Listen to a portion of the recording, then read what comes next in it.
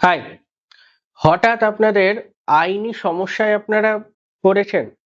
আপনাদের বিভিন্ন রকমের মামলা মোকদ্দমা ওরিয়েন্টেড সমস্যা হচ্ছে।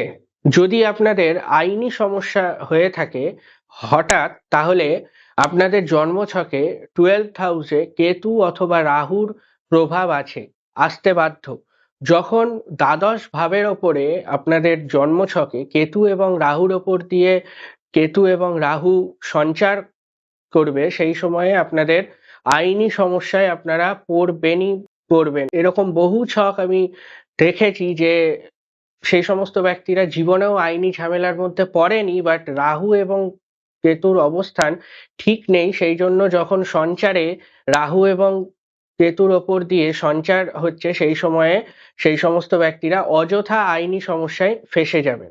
তাই জন্মছক বিচার সঠিক পদ্ধতিতে প্রয়োজন।